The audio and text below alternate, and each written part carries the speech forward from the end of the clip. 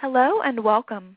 Thank you for joining us today for the complimentary ICMI webinar, The Workforce Optimization Puzzle, Putting the Pieces Together, sponsored by inContact. I'm Erica Strother, Community Specialist at ICMI, and I'll be your moderator today.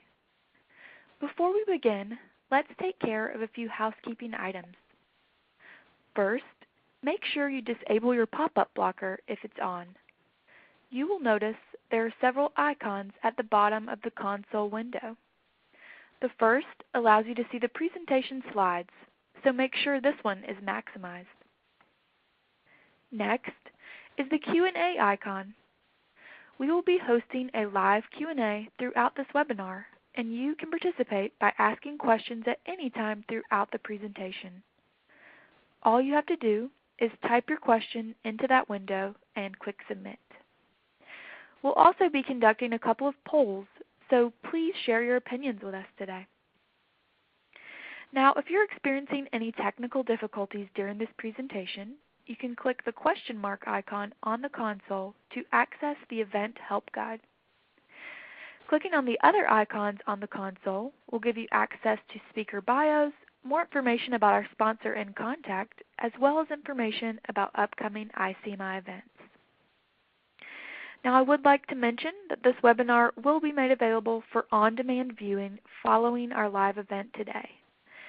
You will receive an email in the next couple of days with instructions for viewing the recorded presentation. And you can also download a version of today's presentation in PDF form directly through this console.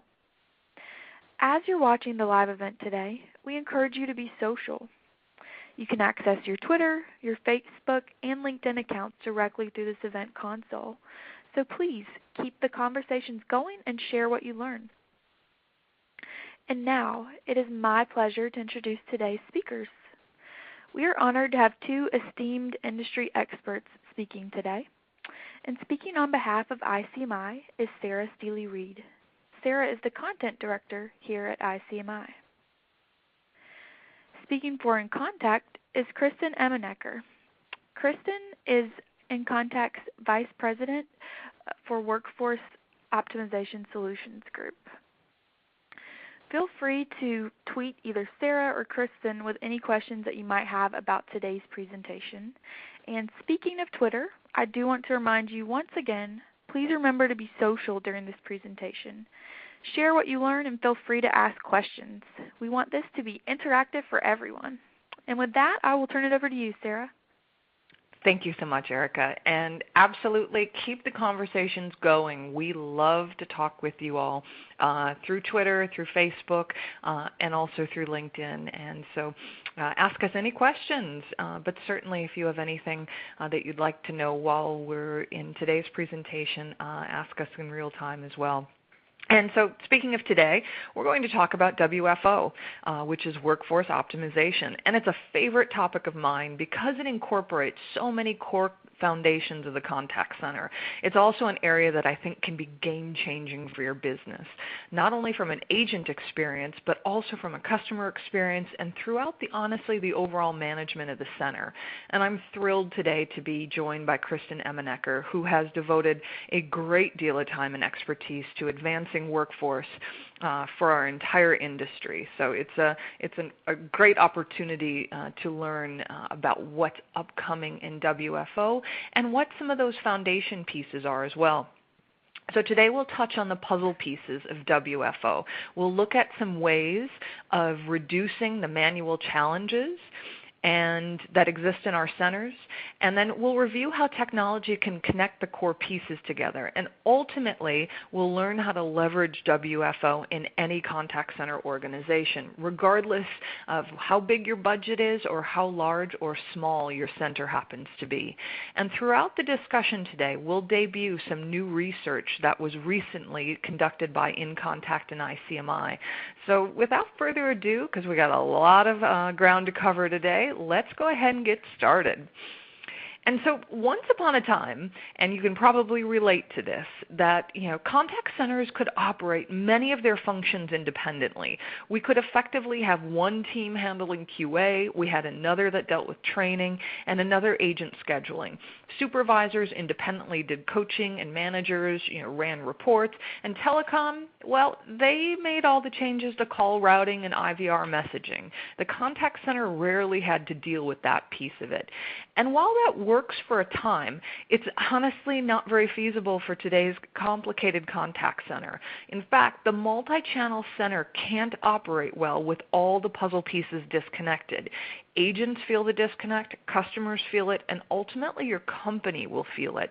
You'll start to feel it and see it through agent attrition, customer churn, and reduced revenue. And it's all very, very connected. And I doubt that any of this comes as a surprise, but here are some interesting things that came out of our recent survey. For starters, our centers, your centers, are handling a lot of channels, and that includes the newer channels like social, mobile, and self-service. Those are all rising up, and really adding to that complexity of the center. And with all these new channels, we now have additional applications and systems that our agents have to use. On average, an agent needs to access 5 different applications to help a single customer. And the contact center itself and the job of contact center managers is no less complicated. 64% of you are saying that you have 3 to 6 unique systems, and that could be, that's anything from a different vendor and a supplier. So it could be the ACD, the CRM, social, chat, email. A lot of these are all being run through different systems. And that list just goes on. And in fact, 21% of you are saying that your centers have 7 to upwards of 15 disparate systems in place. And I say all this, and why is this so important? Because you're telling us that your biggest challenges, and therefore also your wish lists, are all directly related to the complexity. When we asked what you most wish you could do, the overwhelming answers were to unify reporting, decrease agent desktop systems, and improve analytics in order to identify service recovery opportunities. All of these things help you improve the effectiveness, consistency, and efficiency of your contact centers, which ultimately helps you improve the customer experience and customer satisfaction, which is why we have to put all these pieces together. So how then do we connect all of these things, agents, channels, processes, customers, technology, and metrics? Well, there's one thing that can honestly help us put all those pieces together, and that's where workforce optimization, or WFO, comes in. Now you may be thinking, I hope she tells me exactly what the heck WFO really is. But before I do that, let me ask you all a quick question. In your minds, workforce optimization, what really does it mean to you? So check off all that apply, that you feel really comprise workforce optimization. And don't just check off what you think you should. Check off what it means to you in your contact center right now. And so I'll give you all just a couple minutes, or a couple seconds, I should say. I'd love if we had a couple minutes to spare, but if only. If only. We do want to keep you to an hour. All right, so let's see what everyone has to say. All right, so not surprising, a good percentage of people believe that WFM, or workforce management, is part of that. Then performance management, quality, coaching, training, and voice of the customer. And there are 2 pieces that we weren't able to include in this because of some technical limitations, and we'll talk about that in a second as well. But WFO is all of these things. It includes all of the things on that list, and it also includes analytics and audio and screen recordings. And while most of us do recognize that workforce management, performance management, and quality are part of that WFO puzzle, as you can see, not everyone has linked in those other components, that analytics and coaching and training and screen recording and voice of the customer. And that's what we're here to talk about today, the why WFO is all of those things and what it can truly do for you. And even though not everyone is recognizing all the links to WFO, there is a recognition on the importance of the investment of all of these things. The good news is that you don't have to invest in all of these pieces separately. Here's, just to talk through these a bit, the top 6 products or services that contact center leaders have said that they've allocated 2014 budget for are cloud-based technology and knowledge management systems and CRM and monitoring and call recording and analytics and soft skills training. The good news is that so many of these things are connected, and they are available through one vendor or one partner, one supplier, so that you aren't adding into that complexity of your contact center. In fact, you're actually, with the help of WFO, reducing that need for new technology. And it's also important to remember that WFO is not just about the technology. It's also the process of tying together that human performance and that behavior to operational data. And that leads me to another quick question.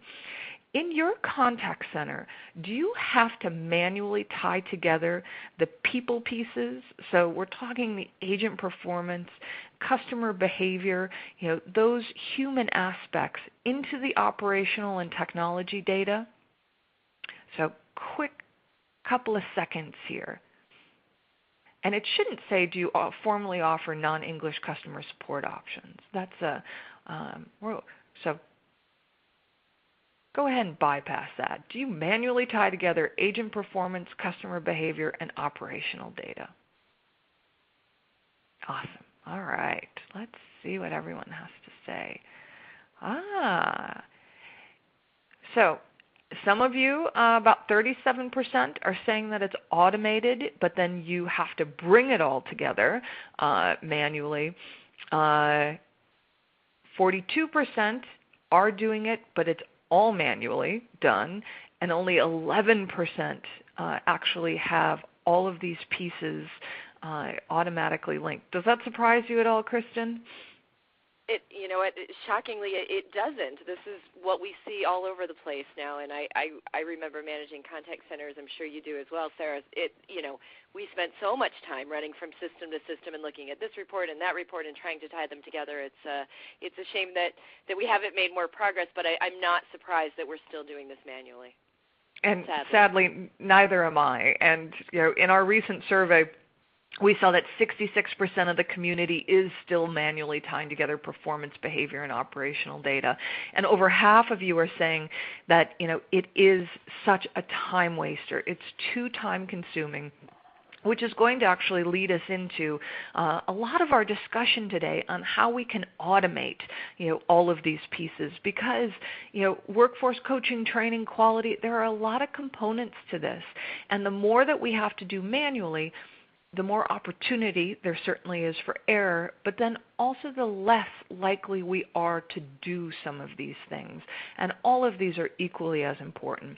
All right, so I'm sure everybody's as excited as I am to dig in, so let's go ahead and do so. So let's start off with the piece, workforce management, the piece that of WFO that most people are familiar with, and that most contact centers are actually doing pretty darn well. But with all the new complexities, customers and channels, and all the things that are coming into our center, this is why the foundational aspects, this is why WFM is actually so much more important than it ever has before. WFM is the baseline of our workforce optimization, and it's also, in a lot of cases, the most costly. We've got to hit our service levels, manage to the peaks, have a flexible and happy contact center staff, and all of that, as you know, costs money. But I'm happy to say that with the information you're going to get today, you'll be better equipped to explain why those factors are so vital. They're so vital to CSAT, to agent satisfaction, to sales, and to revenue. And you'll see why these core components of WFM are truly the building blocks, and they're the starting pieces of the puzzle for the rest of WFO. But sadly, without automation, we are manually having to do all of these things. We are manually moving agents between skills, manually updating agent schedules, manually making real-time adjustments, and manually building our forecast models. And without automation, these imperative WFM decisions become, in a lot of cases, arbitrary, and they become based on human emotion or a gut reaction to a situation that's happening at hand, rather than on the true business decisions that they should be based on. And so, Kristen, I'm really curious, in the experience that you have, what are those WFM best practices that help contact center leaders avoid those arbitrary decisions and help make the clear left-right direction? Yeah, there are so many, but I would say just off the top of my head, a couple of quick ones. It's very easy to allow the realities of the personal relationships and what's happening in the contact center to override the reason why you have a workforce management system in the first place, in that it's looking at all of the data and analyzing it and telling you when people should be at their desks and logged into certain activities. And so in some contact centers, we find that there are so many exceptions made to the schedule all day long, every day, that it becomes, after a while, sort of irrelevant that a schedule was created at all, and they still miss their service level and they're still struggling with the same thing. So that would be one of those best practices. Step back, try to really look at how many exceptions am I making in a day, and for what, and is there a better way for us to manage this, and can I allow the scheduling system to do what it's supposed to do, be a little more hands-off, and see if I get better results, and in most cases you will. So that would be one of those examples. Well, and I think that's a fantastic example, because if your schedules are actually properly generated and they aren't based on those arbitrary decisions, that feeds so well into the next piece of the puzzle, which is quality. Because it also helps keep agents from being stressed out because they're getting too many interactions, or there's too big of a lull time, or they see some of their colleagues getting preferential treatment, perhaps not intentionally, but because those decisions are happening based on emotion and not based on business.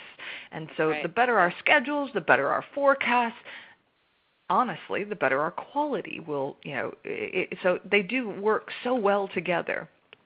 And, and one of the things, as we talk about, QA and across now, we've got all these channels, I can't stress enough that a quality management program has to stretch across all channels. That's the only way that, certainly you have to look at the unique attributes of each channel and then aggregate those scores across all channels so that customers and agents feel the consistency. But a good plan also correlates each agent score directly back to a specific customer interaction. All those are pieces of any good quality plan. But if you come away with any, one thing about quality, it's that all channels require QA support. And, it's no longer limited to just voice recordings. Back when I first started managing contact centers, we didn't sit side by side. We really weren't looking at, even emails. We'd spot check periodically, but almost all of our quality management was done behind the scenes, by a few quality analysts in a locked room listening to call recordings.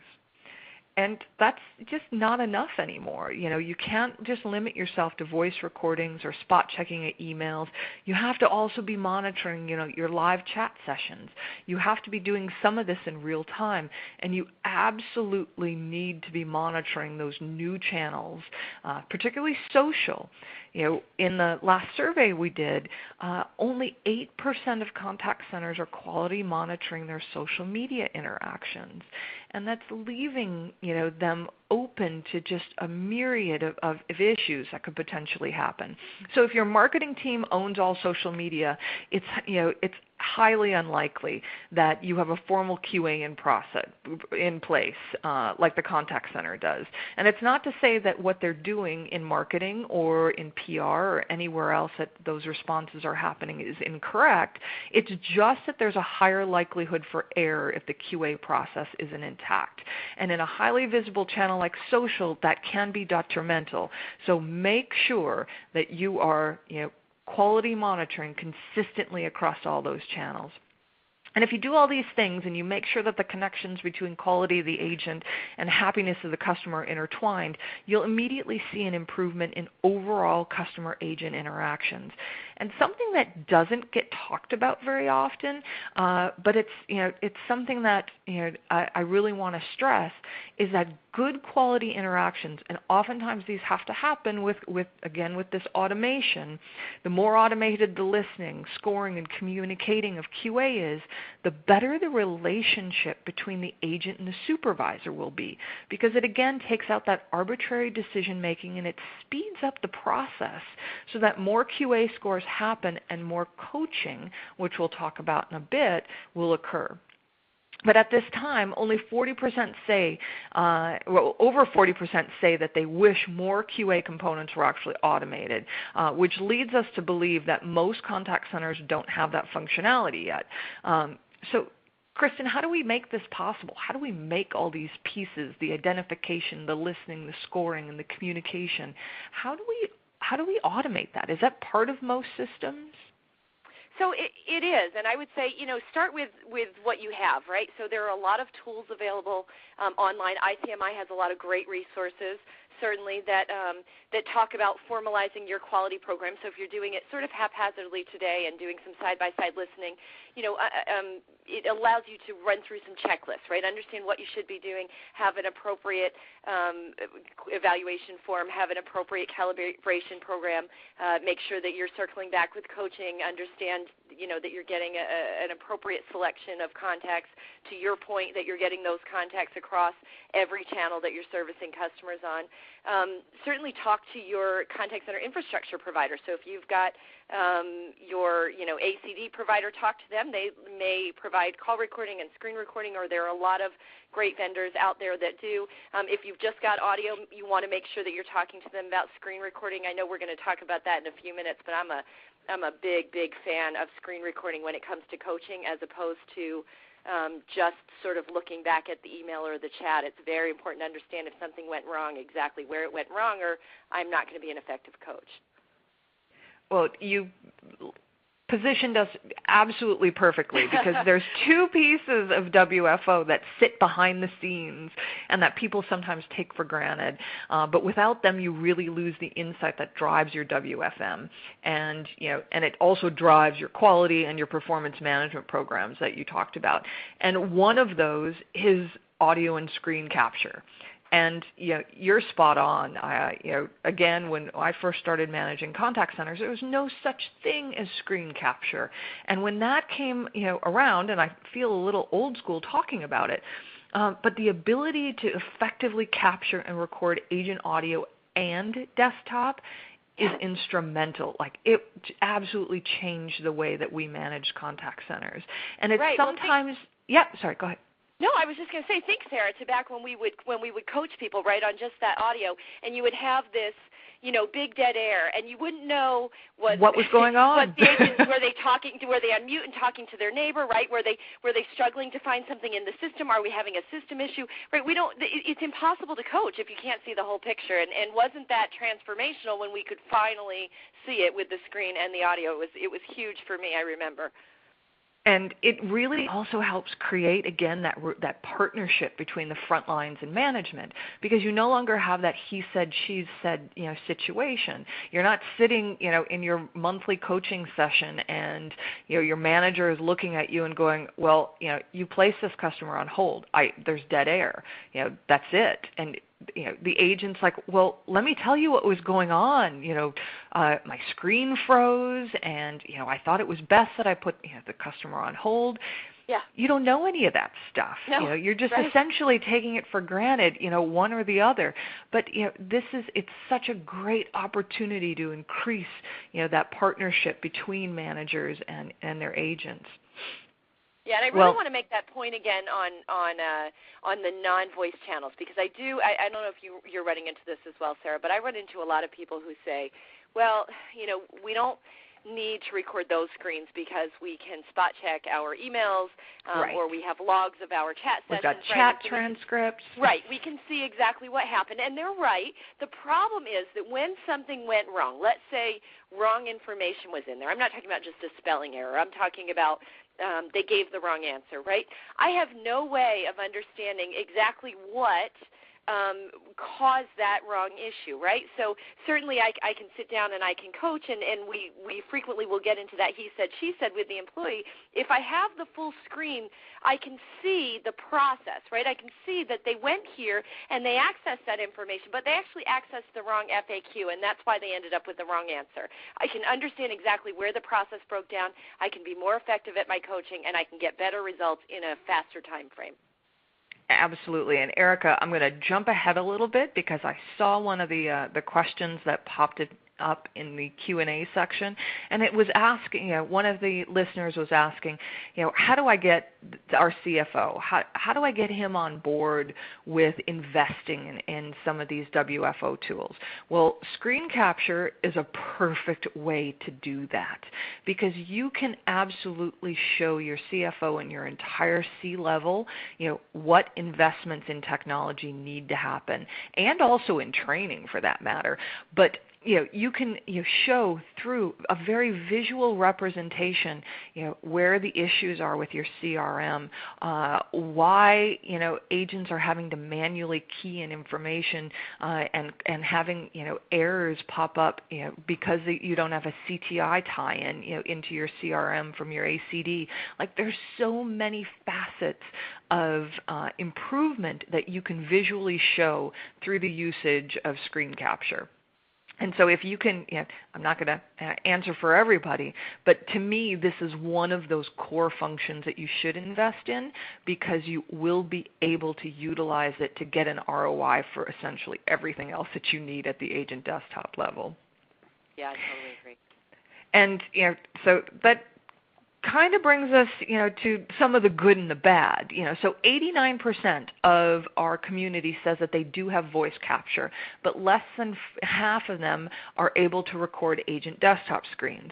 Now, if I have, any piece of advice on this, is to go back to your company, go back to the organization that is also doing your voice capture, because chances are they've either made some advancements over the last few years and they now have agent desktop recording capabilities, or you'll be able to then, at that time, if they don't, you now know that you need to be looking for a new partner that can do that for you.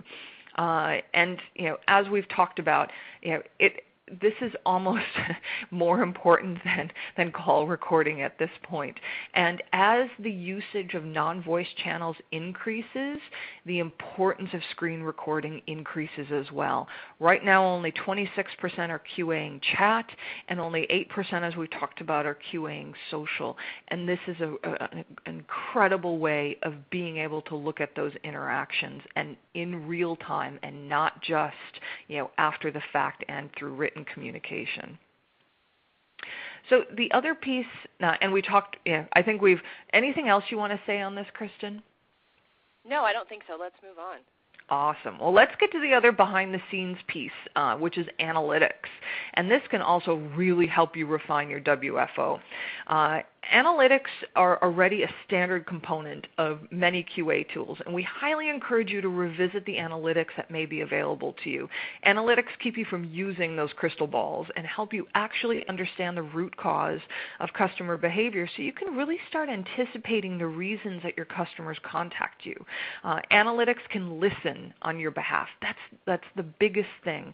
And they'll help you identify things like the likelihood of issue resolution, based on customer and agent tone and language. They'll help you identify distress on either the part of the agent or the customer. They'll help you predict customer satisfaction. And very importantly, the likelihood that either a sale or a save took place, or even that a customer may be looking to cancel.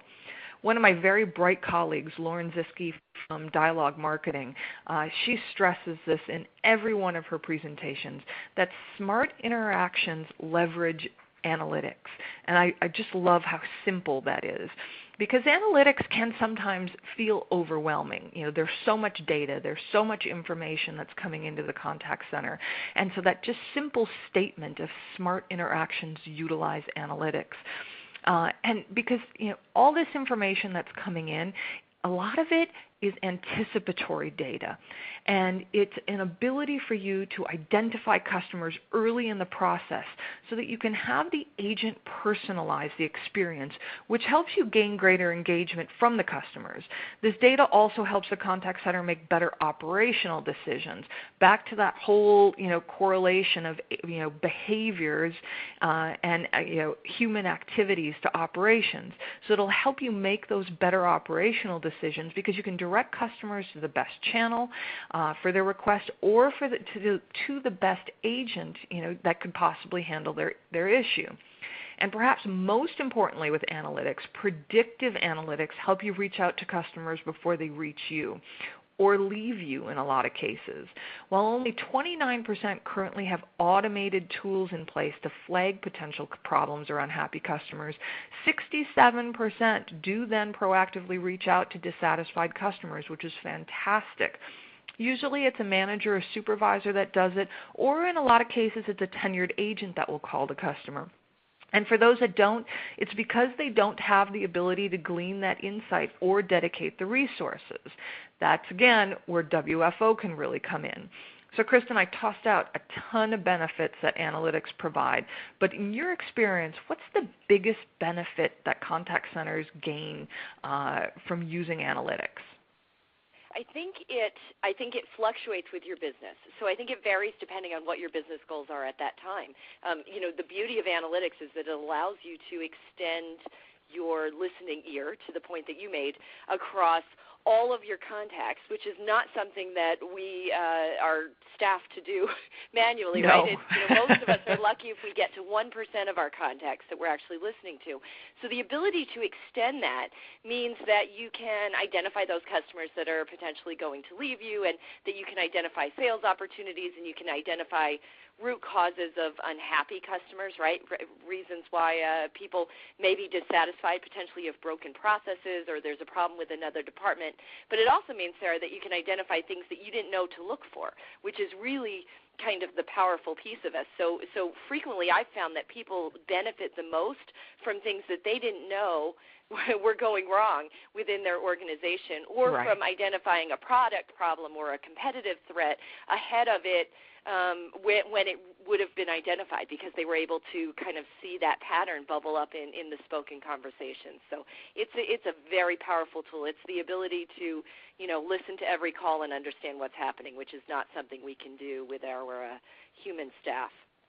No, and certainly we could probably spend an entire hour just on analytics alone. No doubt. Because the analytics truly fuels so many of the decisions that we make, and they also analytics help us with things like our performance management. And performance management is one of those things that means a lot of different things to a lot of different people.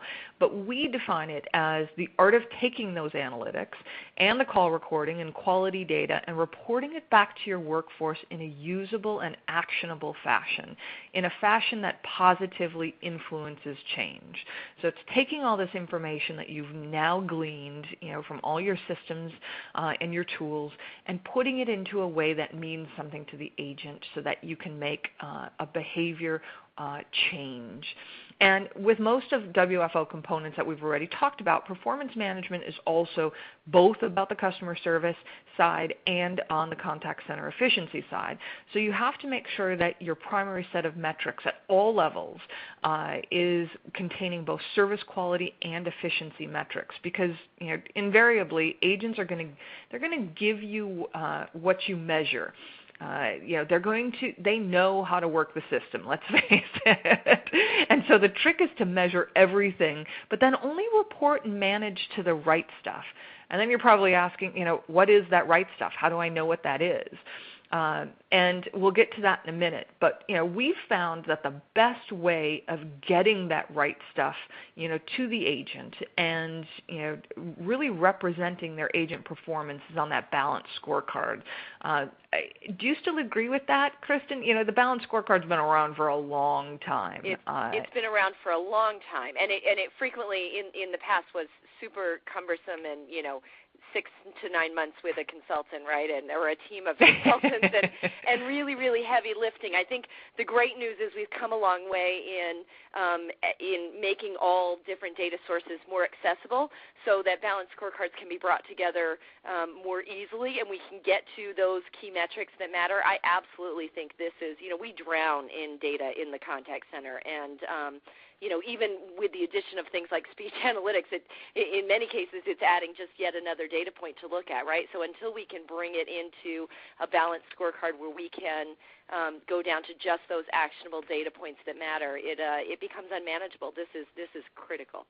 Well, and that's exactly it, because unfortunately for many of our contact centers, this is what balanced scorecards look like. This is what dashboards look like. We measure all this stuff and then we throw it all up there for everyone to see. And remember I said measure everything you can, but that doesn't mean that everything is needed to manage the center or that should be communicated to the agents, because showing all this to an agent, or even to a supervisor for that matter, is confusing, and it really convolutes their priorities and their focus. So we need to move from that to something like this.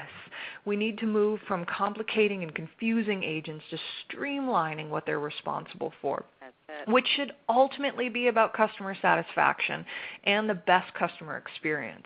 And so we recommend, no more than 5 metrics on any agent scorecard, and to look at things like customer satisfaction and first contact resolution.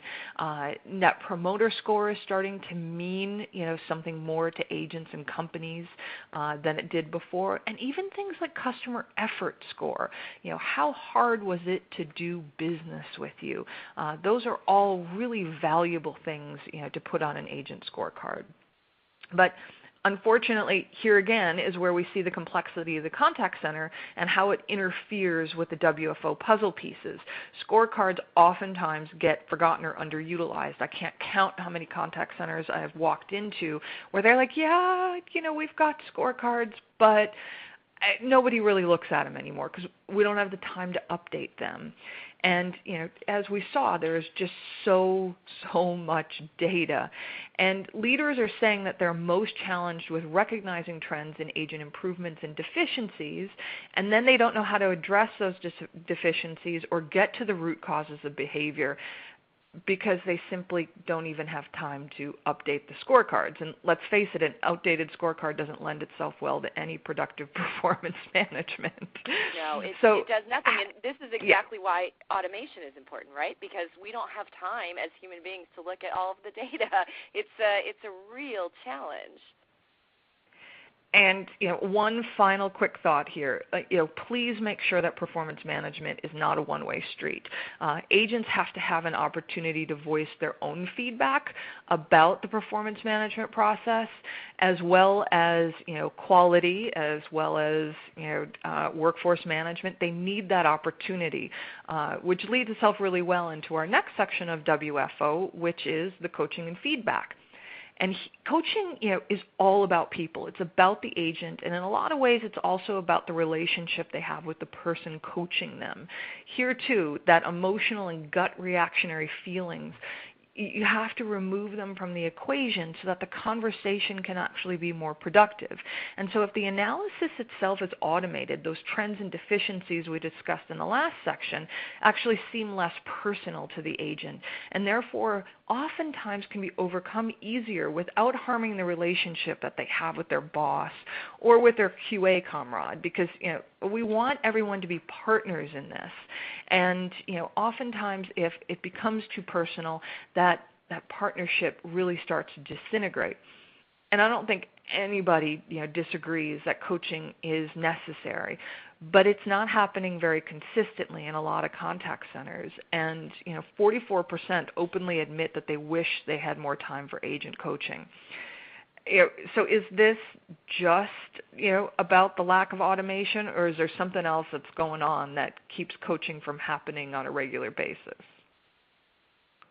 Yeah, I think that it's both. I think that certainly a lack of automation in terms of identifying the right data points and pushing them forward, right, so that you have something actionable that you can get to quickly, it presents a challenge. But I think it's also that, frankly, sometimes we don't make coaching enough of a priority for ourselves or for the agents.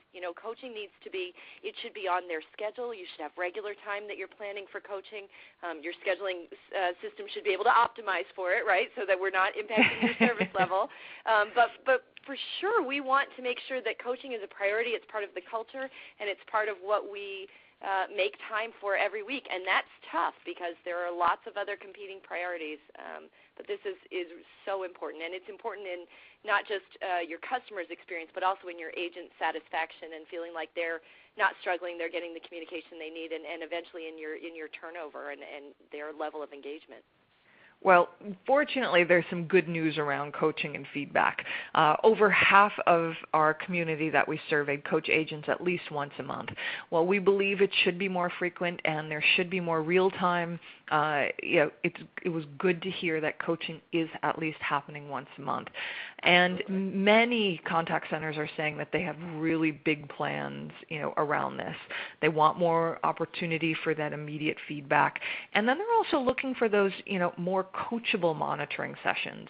I think one of the things that we forget about it's not just about how many sessions you QA. It's about QAing the right sessions that actually have coachable and teachable moments. And one of the most fabulous things about coaching is that it also identifies training opportunities. Having that dialogue with agents really gives you an opportunity to find out what else they need to know. And sometimes it's not said so explicitly, which is why you have to have that open dialogue and that conversation between agents and supervisors. And training, fortunately, is one of those areas where most organizations recognize and see value. I'm not saying that you always get budget for it, but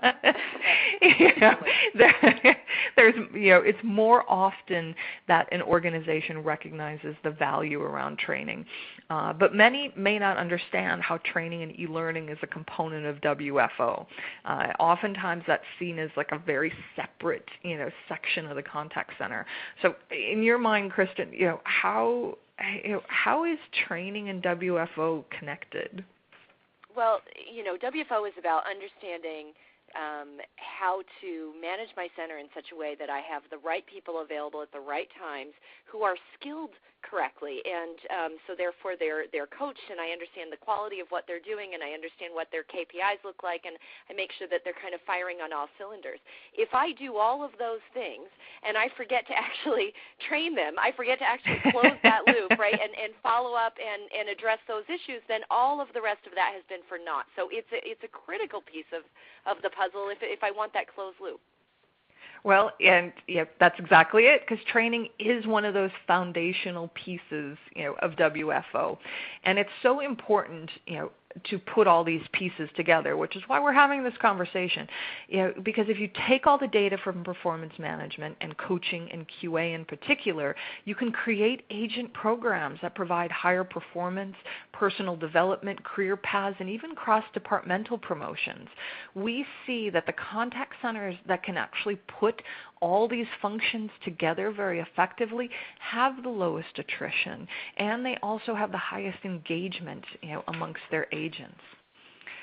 So, because we are running a little short on time, sadly, let's jump into that last section, which is about, voice of the customer.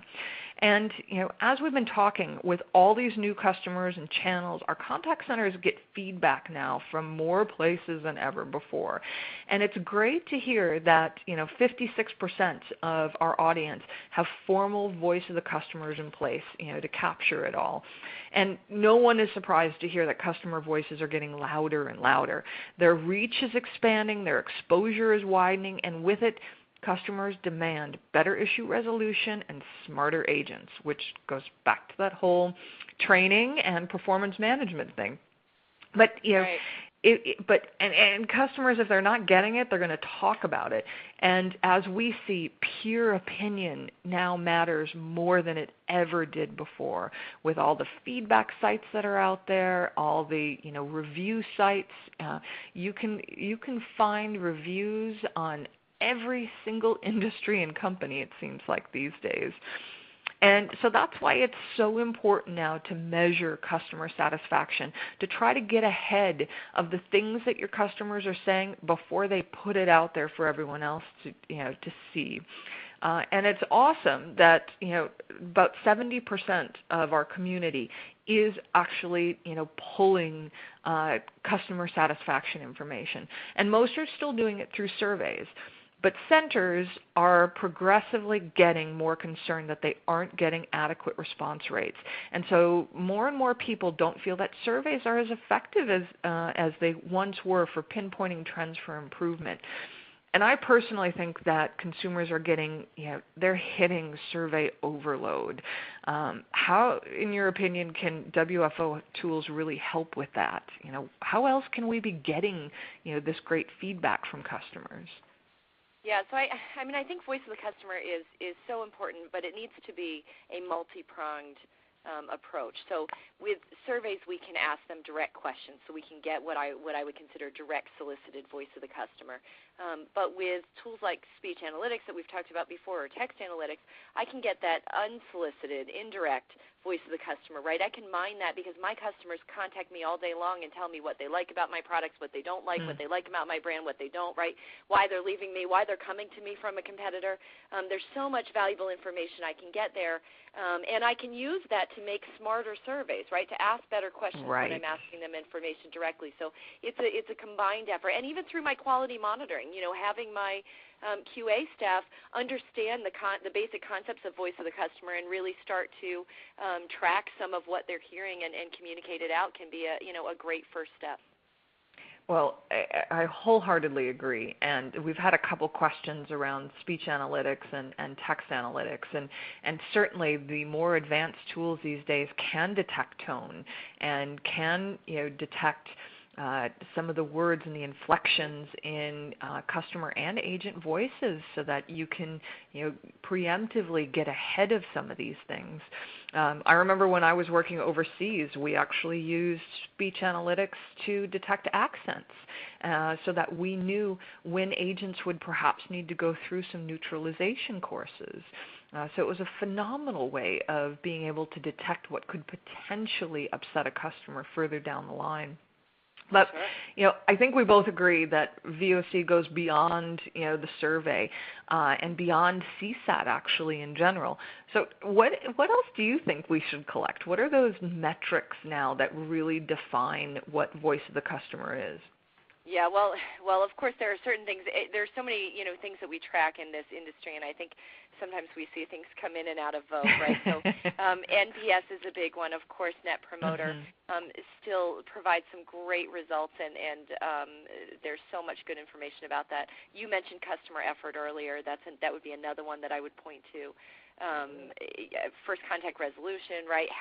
Did we actually take care of their issue? That's very important for the contact center because it provides us with critical, actionable, operational data, right, which is what we always want. How do I take it back and actually tweak my operations right here and now within my contact center? So there's sort of those transactional things like first contact resolution, and then there's sometimes some bigger picture issue or types of questions, which frequently CSAT is, right, overall, how much do you like us? Yeah. And that's absolutely correct. And we're seeing, our community pick up a few of these newer ones, like CES, Customer Effort Score. Certainly NPS is becoming, much more commonplace, and FCR has found itself as a component of the customer experience. And then we're also hearing things like, the word-of-mouth index, the WOMI scores. Not a lot of centers are using them yet, so it's really hard to do benchmarking at this point, but there's certainly some of those pieces that are on the horizon that are going to be very interesting to talk about. We actually are diving into Customer Effort Score quite a bit at our upcoming conference, which I know you guys will be at as well. That's right. So before we wrap up, in our next few minutes, I'd love for you to give us a really good idea of how technology in particular, we've had a lot of questions come in the Q&A side on, where do I invest?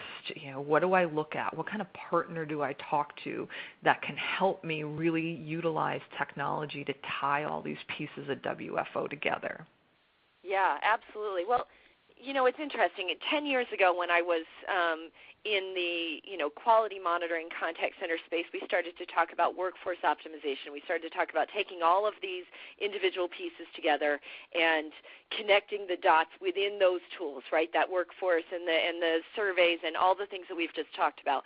What's interesting now is when I look at it, I feel like there's another step of manual process that we need to get past. And so I think the really visionary companies today are starting to, and visionary from a contact center infrastructure standpoint, are starting to say, think about if I can take that brain that runs my contact center, that routes my contacts, that knows which agents are logged in and what their skills are and what types of contacts they can take and what their state is. Are they available? Are they ready to take something else? If I can take that brain and I can insert into that brain all this great information that we have from these WFO systems. So things like Johnny has a new scheduled task. He's supposed to move from outbound campaign A to outbound campaign B.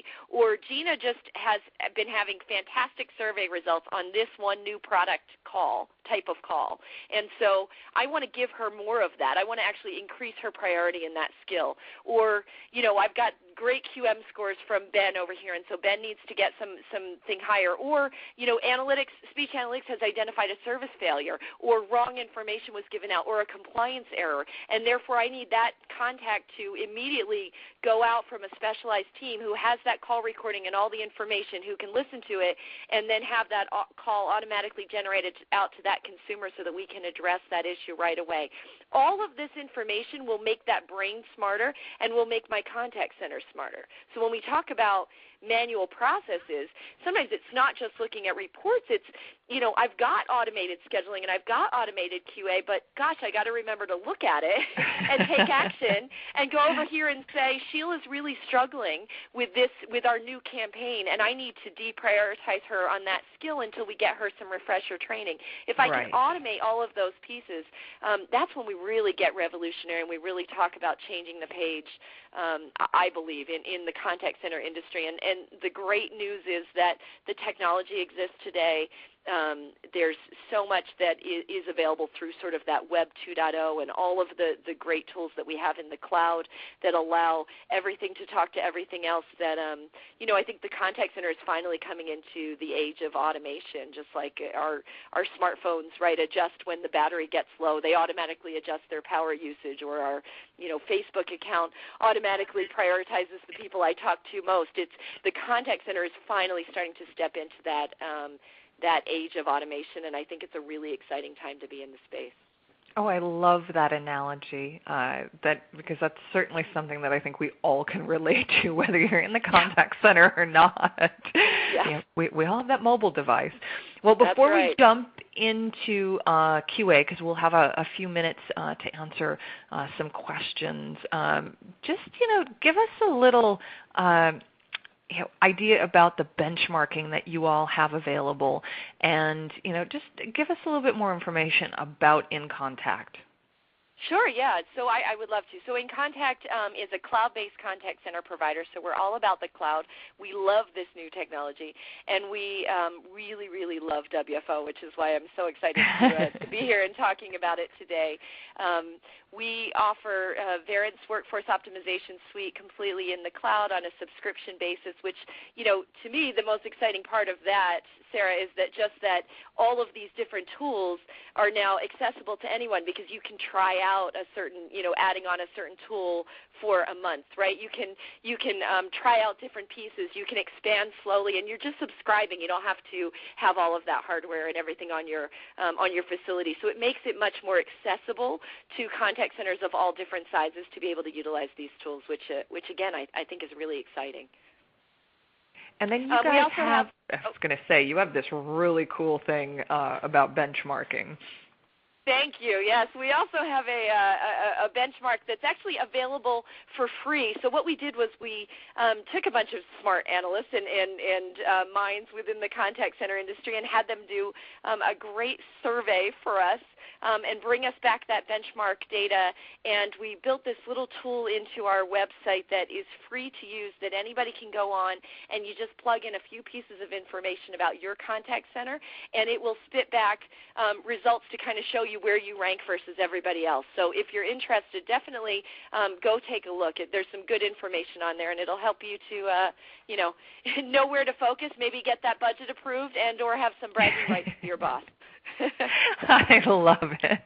Well, Erica, we got a little chatty today, which I find is always a good thing. But I want to quickly remind everybody that we do have a research report and a white paper that will be coming out on ICMI.com very shortly. It's sponsored by inContact, but it's all about workforce optimization, and we're going to cover everything that we talked about, in greater detail.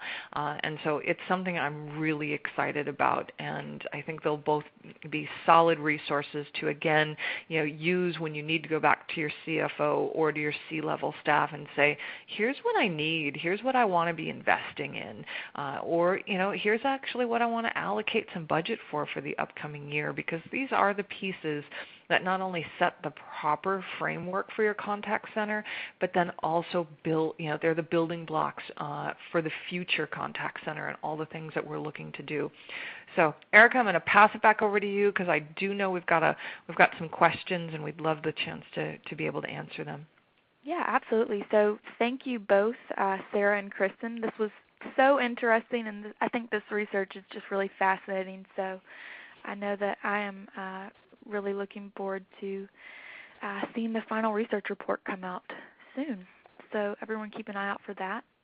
We did had some really good questions that came through today, and you guys actually did a great job of answering a lot of them as we were going along.